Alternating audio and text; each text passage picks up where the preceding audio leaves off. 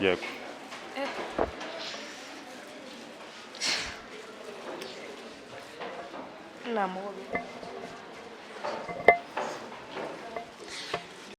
nibyo mugiye kugenda muri bubone dusura abana batatu mwagiye mwumva ngo n'abana b'inkende n'abana badashoboye n'abana badakwiriye kujya mu bandi, ariko hano barakwereka ko byose bishoboka uko uri kose. Ikaze nanone turacyari kuri Legacy TV ndi kumwe n'aba bana batatu, murabona ukuntu basa neza. Uyu turi kumwe ni Agrippine, Jean Paul na Théophiste. Bite wewe ça va? Hanyuma ikibazo cy'amatsiko cyane nagiye numva ngo inclusive education, hano hari uyu mwana wavuze ufite ubumuga bwo kutabona, yaba yarageze hano gute, bigenda bite kugira ngo abashe kwiyankadira cyangwa ahuze n'abandi bari kwiga bisanzwe? Uyu mwana yageze muri iki kigo uyu mwaka, mbere yigaga mu ishuri risanzwe, nyuma aza kugira ikibazo agira arahuma. Yego.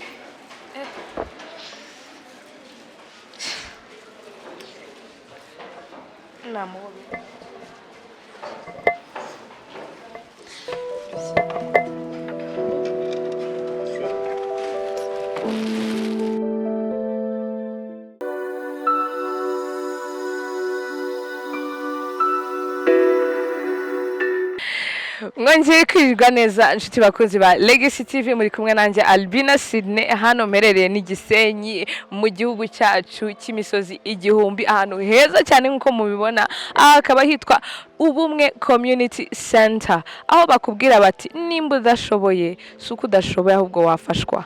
Nibyo mugiye kugenda muri bubone dusura abana batatu mwagiye mwumva ngo n'abana b'inkende n'abana badashoboye n'abana badakwiriye kujya mu bandi, ariko hano barakwereka ko byose bishoboka uko uri kose. Hano bakaba bagiye bafite ibice bine bigiye bitandukanye, aho bafata abana bakabigisha imyuga yo kubaho mu buzima busanzwe, hanze bakaba bakwibeshaho nabo ntibabe ibivumwe. Bakaba bafite kandi gace aho babahuza n'abandi bana navuga ko badafite ubwo bumuga cyangwa se uko kudashobora, hano bakabahuriza hamwe mu kubigisha, mu kubereka ko ubuzima bwakomeza. Uwo mubyeyi niba ufite uwo mwana, ahangaha niho wabonera igisubizo cy'agahinda kawe. Hanyuma bakaba bafite n'ikindi gice cyiza cyane aho basura ababyeyi mu ngo iwabo hirya no hino, bagasura n'amashuri bakabereka, babigisha uko abo bana bagiye batandukanye bafite ubwo bumuga cyangwa se uko kudashobora bashobora, kandi bakabaho ubuzima bwiza bwuzuye urukundo. Bakongera bakagira n'ikindi gice cy'abitwa ngo special needs, cyangwa se babandi bafite ukumugara gukabije ku buryo basabwa kwitabwaho bihagije. Abo nabo ntago ari ibivumwe, nyamara ukuri kose wabafasha. Nimba uri gukurikira iyi gahunda, kanda kuri comment, kanda kuri like, kanda kuri share, ugenda utambutsa ubwo butumwa, kuko ubabaye wese agomba gufashwa, ko nicyo tubereho kuri iyi si, to spread love cyangwa se gusakaza urukundo. Hano turi ni UBUMWE Community Center Gisenyi, muri kumwe nanjye Albina Sydney. Aha ni kuri Legacy TV. That disability is not inability. If you know what I mean, disability is everyone who cannot do something or who is not able to do something, but then it's not inability. You can help that person to become what you want, or that person what he or she wants. So here is the right place for that, a place full of love. We'll be visiting the 3 kids that you guys know that they've called them bullies, they've called them monkeys, they've called them lots of names, but let me tell you, those people are also people. Those children are also children. You can sometimes face it in your daily life and find that you have an inability, but then let me tell you that it's not a disability. So we'll be visiting this place. It's called UBUMWE Community Center. It has 4 beautiful departments, TVET, where they help them to find their skills in a daily life, to prove people that they are wrong, that they can do something for their lives. And then we have a department of special needs. They help different kids, autists, those who aren't able to do anything at all, and they help them to overcome that inability. And they also have inclusive education, where I am right now, where they have education for those kids who are disabled to come and also live a daily life, study like others, be happy and enjoy their daily life. And they also have a community-based rehabilitation, where they visit people who have those problems at home. So it's like coming to you and seeing the problem you have so that they can solve it. So people who are watching Legacy TV, stay tuned, because it's all about the love, and it's all about showing you that if you're not not able, then now you can be able. Let's go, Legacy TV.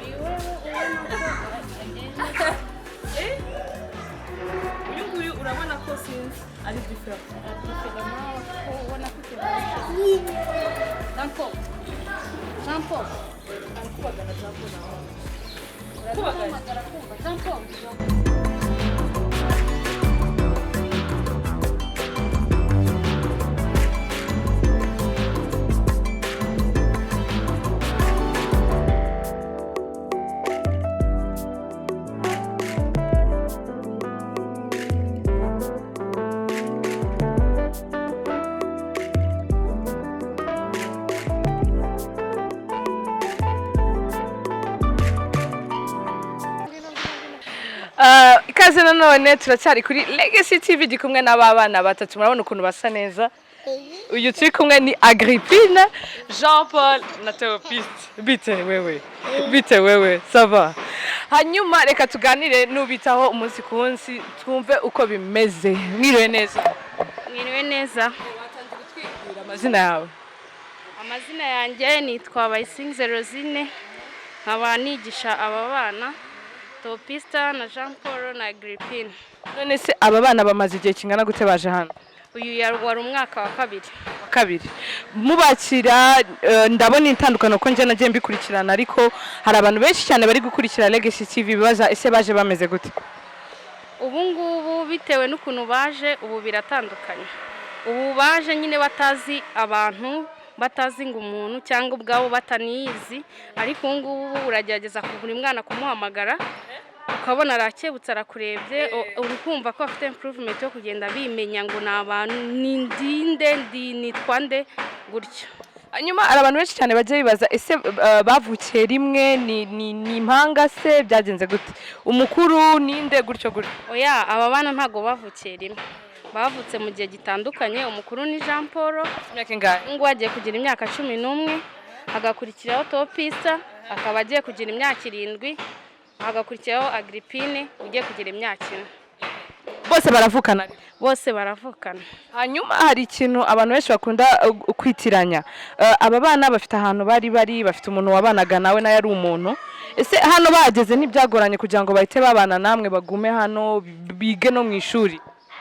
Bakiza bwa mbere byari bigoranye kubashira mu ishuri cyangwa kubashira muri societe y'abandi bana, byari bigoranye. Wabonaga cyane cyane nka Jean Paul akigeramo yagiraga ubwoba kwicara ku ntebe, ibintu byose ukabona we afite ubwoba.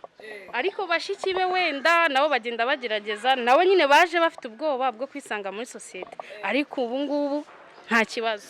Ubu wamushira mu bandi akaba yabyina, akaba yakora izindi movement, nta kibazo. Ibi bintu mukora n'ubwitange muba mwarabyigiye bigenda bite? Kuko si buri wese nkeka ko yaba afite umuhamagaro wo kuvuga ati nitaye ku bana bameze gutya. Ibi ngibi bisaba nyine kwitanga, akenshi nyine tuba twarabihuguriwe kugira ngo tubashe nyine kubitaho bitewe na buri bumuga buri mwana aba afite. Uba ugomba kubanza kubihugurirwa kugira umufashe, uzi icyo umufasha, uzi n'uwari icyo umufashamo. Ajya kuza hano deja wamumonye ukavuga uti uyu nguyu afite iki kibazo ndamufasha gutya. Hanyuma hari abantu benshi cyane bari gukurikira gahunda bamaze kubabona hashize imyaka 2 nk'uko wambwiye. Ese bigira mu ishuri rimwe, mufite amashuri atandukanye kuko banarutana, bigenda bite? Aba ngaba biga mu ishuri rimwe, ariko ishuri bigamo harimo groupe. Tuba dufite groupe ya mbere, groupe ya kabiri na groupe ya gatatu. Ubu ngubu aba ngaba bagomba gutangira muri groupe ya mbere kuko hari byinshi baba bagomba kuba bakwiga nka basic needs, ibintu by'ibanze bagakwiye kuba bamenya, nko kuba wenda bakwisanga muri societe, kwicara hamwe, gukoresha ibikoresho byo ku meza, kuba bajya mu bwiherero n'ibindi bigiye bitandukanye. Hari imbogamizi mujya muhura nazo umunsi ku wundi? Zaba ari izihe? Nkawe mwarimu wabo umeze nkaho navuga nka mama wabo, bimera bite? Nizihe imbogamizi wabwira abantu badukurikiye? Imbogamizi ndabona kuri bano bana sinzi, nago tubifata nk'imbogamizi ko umwana wese ufite ubumuga none akwereka ko ari kuzamuka, ejo akakwereka ko yamanutse. Nk'ayo mwarimu ari igihe wishima ngo umwana yateye imbere, ejo mu gitondo yaza ugasanga byagiye hasi.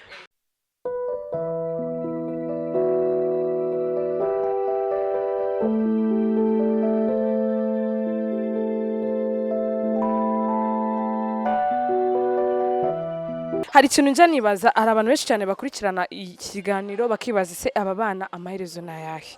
Hari muravuga muti turabigisha mu ishuri, turabereka uko babaho mu buzima busanzwe. Hari gahunda muba mufite muvuga muti muri education yabo cyangwa mu kubitaho mu burezi bwabo, hari icyo tugamije dushaka kugeraho? Hari icyo tuba tugamije kuri bano bana bitewe n'ubumuga baba bafite. Hari abashobora kuzamuka bakajya muri primaire, hari n'abandi ashobora kuba bajya mu myuga. Ni ibintu bibiri, ashobora kujya muri primaire cyangwa akajya mu myuga bitewe na level amaze kugeraho. Okay, tugana no ku musozo niko navuga. Hari abantu benshi cyane bari hano hanze bafite nabo bana, ni iki mwababwira mwebwe barezi mubana nabo umunsi ku wundi? Twebwe ikintu twababwira nuko buri mwana wese cyangwa buri muntu wese ufite ubumuga ntabwo yarakwiye kuba mu rugo, yarakwiye kuza ku ishuri akajya muri societe y'abandi bantu, akagira abandi bantu amenya bitandukanye nabo yirirwanaga nabo, kugira agire byinshi yiga bimufasha. Ese kugera hano bisaba iki? Umubyeyi waba ufite uwo mwana, umuntu waba uzi umwana ufite ikibazo nk'icyo ngicyo icyo ari cyo cyose, hano ikintu bisaba yabanza nyine akazana umwana, cyangwa akabanza akaza agapresenta umwana ubwo nyine byaba biri hafi bakaba yamuzana, byaba biri kure nabwo hari ubundi buryo bashobora kuba bamufashamo, umwana akagera hano kuri centre. Hari ubutumwa washaka kuvuga cyari cyo cyose wabwira abadukurikiye? Ikintu nabwira wenda abantu badukurikiye ni ko umuntu ufite ubumuga ashoboye. Nakoze cyane. Aba bebe JP yanakuyemo n'ishati kare. Urabona ko bamaze kwiga no gutuza bitewe nuko abanza akakureba akamenya nimba unamwitayeho namukunze. Wewe urakubagana trop. I think aragufilinga kumva ko umukunzi cyangwa uri kumubeshya. Nicyo kiza cyabo. Bebe, toi, c'est comment? Tu vas bien? Aisha, uyu nguyu vraiment biri imbere. Azafata vuba. No, et puis aranareba agakurikira. Toi, comment ça va? Mubigisha mu zindi ndimi cyane mu Kinyarwanda bose? Abangaba bisaba kureba ko anumva. Babisaba kanumva ururimi yumva. Unese nk'uyu w'umubebe waje atafite atazi ururimi niki cyaje ari umubebe se cyane. N'ubumva afite imyaka, ubu nagiye kugira imyaka 4, ari mu gihe cy'abana bagomba kujya muri gardienne, ariko bitewe n'ikibazo yaje kugira cyo mu rugo, ubu ngubu ugomba ntabwo akoresha urundi rurimi, ubanza kugira ngo wumve urakoresha Ikinyarwanda nicyo kameme twese dukoresha, ariko ukabanza ukareba arumva ibyo uvuga arumva. Nk'ababyeyi badafite amikoro ko ndabona ko ibintu ibyabo ibyo barya ibyo bambara ibintu nk'ibyo mubigenza mute? Babishyura minervale bigenda bite? Ahangaha ntabwo akenshi nakubwira ngo bishura minervale, hari uburyo bagenda babafashamo nk'abantu bafite ubumuga. Ngo nuvuga umubyeyi ashaka kuzana udukoresho, hari ibikoresho nyine bicyazana, urumva n'ikigo kikagira ikindi kimufashamo. Ngo nuvuga nk'umuntu waba ushaka nko kuzana ubufasha, icyo yazana cyose ni karibu. Nta kibazo. Okay, merci beaucoup. Tugende muri classe, tugende. Ngwino tujya muri classe.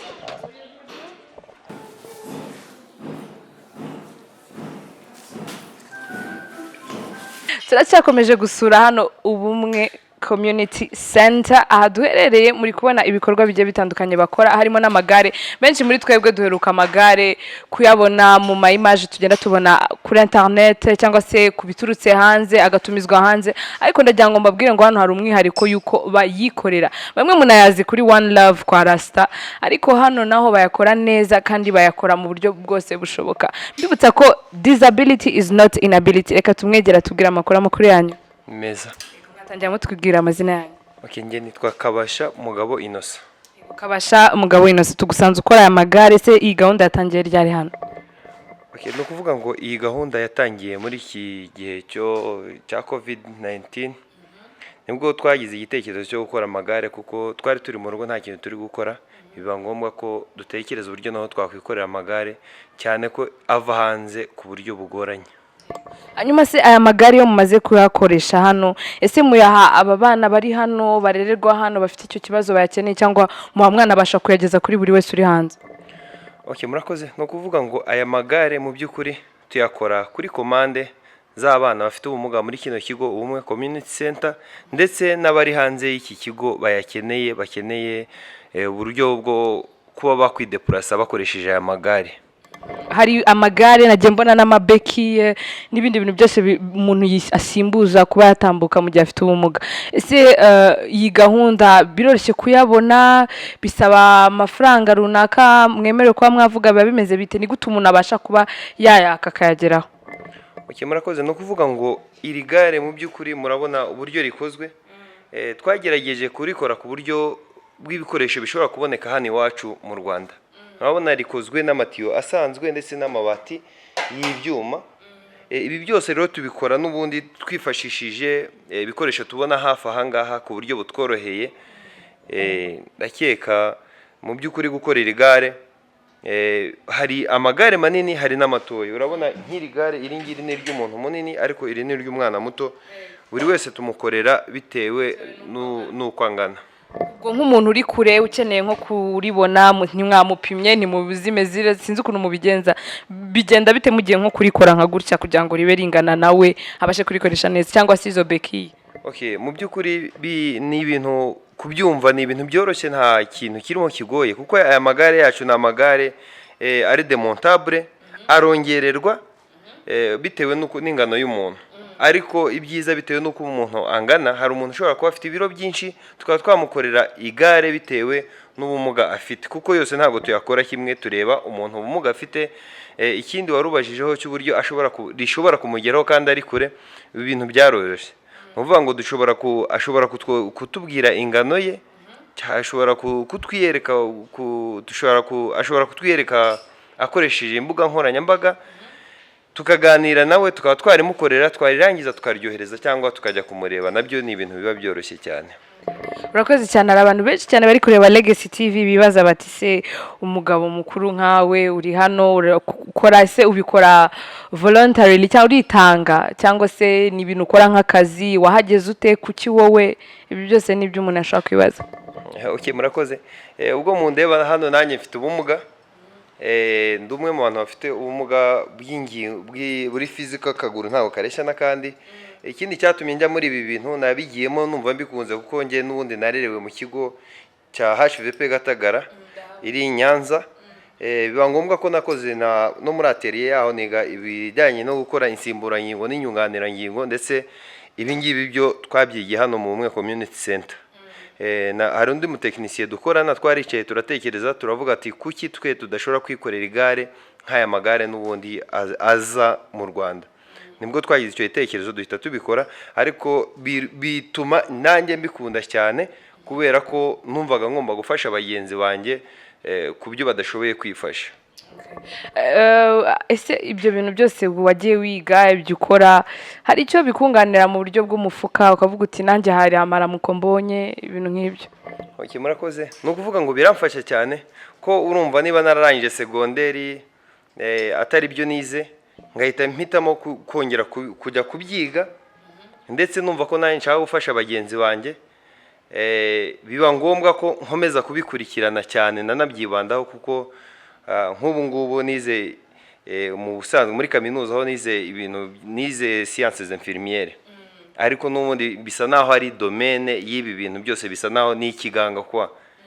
Ubwo rero numva ni ibintu bijyanye kandi nagiyemo nanjye numva mbikunze, nshaka no kugira ngo mfashe bagenzi banjye bafite ubumuga nk'ubwo mfite, cyangwa se bafite ubundi bumuga bukomatanyije. Hanyuma ni ubuhe butumwa wumva wabwira abantu badukurikira aka kanya, cyangwa se icyo ari cyo cyose ubateganyije? Icyo nabwira abantu batwumva aka kanya, nababwira ko twe abafite ubumuga turashoboye. Disability is not inability. nk'uko wenda ari siroga yacu nk'abantu bafite ubumuga, turabyemera kandi turabikunda, turashoboye. Reka dukomeze dusura hano Ubumwe Community Center. Nabwiye ngo hari departement enye cyangwa se ibice bine bigize hano, hari ibikorwa bigiye bitandukanye. Dukomeze dutembere. My name is Albina. That's akumamenya mwese. You're going to tell me your names afterwards, okay? Yes. You can sit down. Thank you. Turacyakomeje gusura Ubumwe Community Center. Aha tugeze ni handi nababwiye habera inclusive education, aho bahuza abana bafite ubumuga runaka bakabahuza n'abandi kugira ngo bafatireho biga. Reka twegere ubisobanukiye neza atubwire. Mwiriwe neza. Mwiriwe neza. Ni Twasuye, mfasha abana bafite ubumuga bwo kutabona muri iki kigo cya Ubumwe Community Center. Hanyuma ikibazo cy'amatsiko cyane nagiye numva ngo inclusive education, hano hari uyu mwana wavuze ufite ubumuga bwo kutabona, yaba yarageze hano gute, bigenda bite kugira ngo abashe kwiyankadira cyangwa ahuze n'abandi bari kwiga bisanzwe? Uyu mwana yageze muri iki kigo uyu mwaka, mbere yigaga mu ishuri risanzwe, nyuma aza kugira ikibazo agira arahuma, bamujyanye kwa muganga bimuza kumuviramo kutabona, hanyuma araza tumwintegra mu bandi turamufasha. Ikintu cya mbere yakoze, ikintu cya mbere twabanze kumufasha ni ukubanza kumenya iyi metode, ubu buryo bigamo bukoreshwa n'abafite ubumuga bwo kutabona, bwitwa braille, metode braille. Yego, yabanze agira igihe cyo kuyimwigisha, ariko ubu ngubu ageze ku rwego rwo kuba yigana n'abandi bana muri inclusive, ariko nanone akaba abafite undi mwihariko, tumukora icyo bita IEP, individual education plan. Yego, ubwo ni uko ngo byanze bikunze hari uburyo tubanza tugafata amasomo mwarimu aba yateguye tukamushyirira muri ubu buryo. Yego. Hanyuma se ibi bintu ntago bigoranye cyane kubona ari umwana, ari no mu bandi bana muza kumureba ukwe, abandi bakarebwa kwabwo. Sinumva ukuntu bigenda ngo iyo inclusiveness iva hehe, ni kuba yicaranye n'abandi muri classe cyangwa hari ubundi buryo? Ntago bigoranye, wenda intangira nishaka kumugora, ariko yari kumwe n'abandi n'ubundi akomeza nkuko na mbere wenda yaba yarabikoraga mbere atari yagira iki kibazo, ariko ubu yari kumwe n'abandi nta kibazo. Igishobora kumugora wenda ni igihe tuvuga wenda igihe bo biga, umwana ashaka gufata iminota nk'itanu akora imyitozo runaka, uyu we bishaka kumufataho ikindi gihe kisumbaho gatoya kubera ibi bikoresho abakoresha. Byo birumvikana, umwana uhita ureba ako kanya ku kibaho ni urugero, si kimwe n'uyu nguyu ubanza kujya gushakisha mu bitabo basoma agiye gukora utwitozo runaka cye, ibintu nk'ibyo. Kuno ababikora gutya, ese abasha kwihuta nawe mu by'amasomo agatsinda? Nawe abasha kwihuta agatsinda, kuko nko muri icyo kintu nakuvuga cya IEP, hari uburyo nawe aba afite amasomo ye ateguye ku bundi buryo bwihariye. Tuvuge wenda n'abana bagiye gufata isomo ry'imibare, hari ibintu by'amashapes, ibishushanyo, uyu nguyu ntabwo abibona, bisaba kumuhindurira muri metode yumva icyo gishushanyo wenda agomba gukora, umuntu wenda akaba yamukoreramo ubundi buryo bwe. Ibyo byose rero bishaka kugenda bimutwara akanya runaka, ariko ubundi mu bisanzwe aratsinda neza. Hanyuma ikintu nibaza, hari ababyeyi bafite abo bana, hari n'abantu badukurikiye bazi umuntu waba ukeneye ubwo bufasha, iyo aje hano ni ukuvuga ngo aza ahita ajya muri inclusive education cyangwa arabanza akagira haca mu mutoreza akabona kuza mu bandi kwiga? Arabanza akagira haca tumutoreza, ntabwo yahita aza ngo ahita aza ako kanya hano, abanza guca tumutoreza. Yego. Ntago bihenda cyane se ko ubona ari metode yihariye, bisaba imashini runaka zihariye? Birahenda cyane, tuvuge nk'aba ngaba bafite ubumuga bwo kutabona, ibikoresho byose nta na kimwe dushaka kubona mu gihugu, byose biva hanze. Uhere kuri iyi mashini, uhere kuri ziriya mpapuro ureba, ni ibintu byose bituruka hanze. Yego, birahenze cyane, ntabwo biba byoroshye. Ni nk'ubuhe butumwa mwabwira abantu bakurikiye iyi gahunda? Ubutumwa twaha abantu bakurikiye gahunda ni ukuba twabwira ko abana bafite ubumuga, abafite ubumuga nabo barashoboye muri rusange, nk'uko mwabibonye, nk'uko mukomeza no kugenda mubibona muri gahunda zisanzwe z'ikigo, barashoboye. Yego.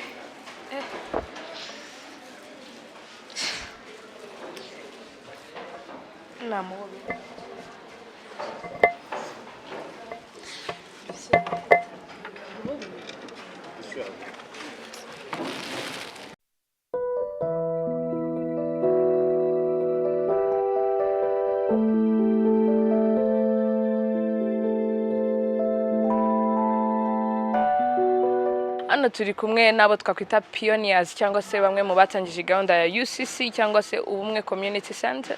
Reka tubagere bagire ibyo badutangariza. Mwiriwe neza? Mwiriwe. Muraho neza? Muraho neza. Ni gute mwihuje nimba utari wenyine cyangwa se nimba warabikoze ku giti cyawe? Ntago nabikoze ku giti cyanjye. Mbere na mbere igitekerezo kuza nuko hariho impamvu yuko cyane cyane muri aka karere hari abantu benshi bafite ubumuga. Noneho tugira igitekerezo cyo kugira ngo turebe uburyo twabahuriza hamwe bakagira icyo bigezaho nabo, cyane cyane habayeho kwigisha, kuko nyuma y'intambara muri makeya hari abantu bafite ibibazo bigiye bitandukanye bakeneye ubufasha bwa mbere ntabwo wenda byari ibyo kurya cyangwa iki. Ubufasha bwa mbere bwari kubahuriza hamwe, kubaganiriza, kuko benshi bari bafite ibikomere bigiye biva ku ntambara, abandi ariko bavutse, ariko noneho biba combine.